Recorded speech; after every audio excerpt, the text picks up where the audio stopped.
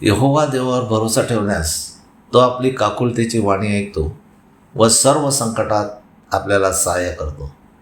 स्तोत्रसंहिता 28 ओवी 1-8. हे यहोवा, तुलाच आम्ही हाक मारतो. आमच्या खडका, आमच्याशी बहिरा राहू नको. नाहीतर तू आमच्याशी मुका राहिल्यास आम्ही खाचेत जाण्यासारखे होऊ. जेव्हा आपण यहोवा देवाला हाक मारतो, जेव्हा आम्ही आपले हात पवित्र स्थानाच्या गाभाऱ्याकडे उभारतो, तेव्हा तो आमची काकुळतीची वाणी ऐकतो.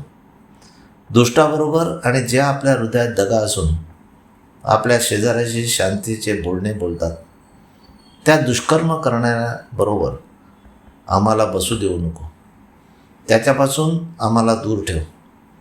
त्याच्या करण्याप्रमाणे व त्याच्या कृतीच्या दुष्टतेप्रमाणे त्यांना त्याचे प्रतिफळ दे.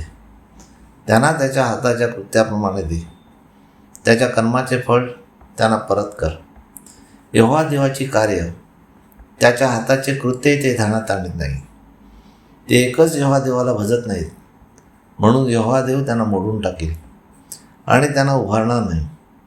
यहोवा देव धन्यवादीच असो, कारण त्याने आमची काकुळतीची वाणी ऐकली आहे. यहोवा देव आमचे बल व आमची ढाल आहे. आमच्या हृदयाने त्याच्यावर भरोसा ठेवला आहे, त्यामुळे आम्हाला त्याचे सहाय्य मिळावे आहे. म्हणून आमचे हृदय फार उल्हासते आणि आम्ही आमच्या गायनाने यहोवा देवाची स्तुती करतो व नियमित करीत जाऊ. जे यहोवा देवाची स्तुती आराधना नियमित करतात, त्याचे तो बल आहे.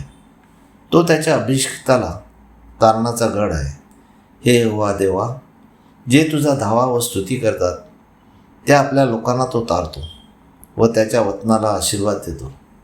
यहोवा देव त्याचा मेंढपाळ होतो व त्यांना सदा सर्वकाळ उचलून घेतो.